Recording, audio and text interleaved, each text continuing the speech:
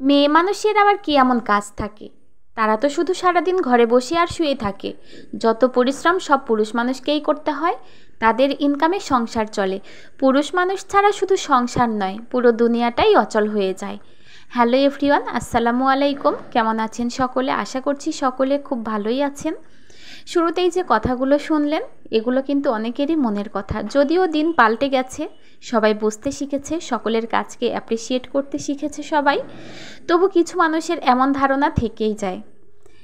মেয়ে মানুষ প্রতিদিন কত রান্না করে তার প্রমাণ কিন্তু এই ভিডিও দেখলেই পাবেন।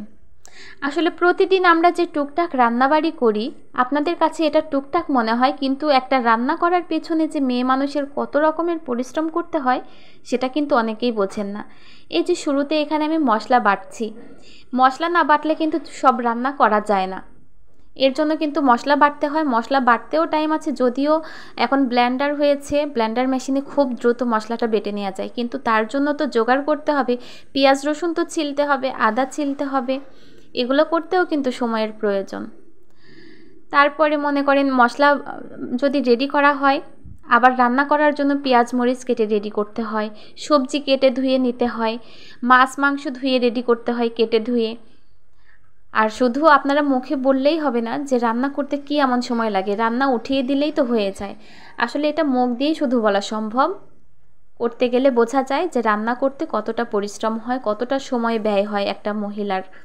আর সংসারে তো শুধু রান্না বাড়িরই কাজ থাকে না, আরও অনেক খুঁটিনাটি অনেক ধরনের কাজ থাকে।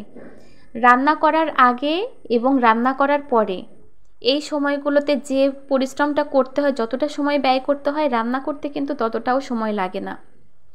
রান্না শেষ হয়ে গেলে কিন্তু অনেক থালা বাসন সব জমা হয়ে যায়, সেগুলো আবার পরিষ্কার করতে হয়। গোসলের আগে ঘর ঝাড়ু দিয়ে মুছে পরিষ্কার করতে হয়, আবার ঘর সুন্দর করে গুছিয়ে রাখতে হয়, কাপড় কাচতে হয়, তারপরে গোসলে যেতে হয়। বাচ্চা কাচ্চা যদি থাকে তাদের আগে দেওয়াতে হয় গোসল, তারপরে নিজে।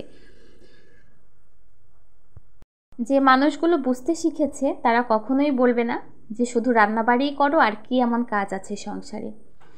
এই যে এখানে বাদাম ভর্তা করছি, বাদাম ভর্তা কিন্তু খেতে ভীষণ মজা লাগে আর কতটা কালারফুল। এখানে পায়েস রান্না করেছি।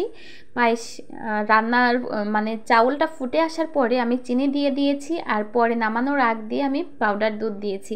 আর এখানে পিঠা বানিয়েছি, পুলি পিঠা। তো পুলি পিঠা খেতে কিন্তু অনেক কষ্ট। এই পুলি পিঠা কিন্তু একা কোনো মহিলা যদি বাসায় থেকে বানায় তাহলে তার অনেক পরিশ্রম হবে, অনেক সময় ব্যয় হবে। এই পিঠাটা 2-3 জন কমপক্ষে লাগেই, 2 জন তো লাগেই। একা একা বানালে অনেক কষ্ট হয়। আর যে কোনো ধরনের পিঠা বানাতে কিন্তু পরিশ্রম আছে, তবে কিছু কিছু পিঠা আছে খুবই সহজ, কিন্তু এই পিঠাটা একটু খাটনিরই কাজ, কিন্তু খেতে আবার ভীষণই মজা। তো কেমন লাগলো আমার ভিডিওটি জানাবেন সকলে।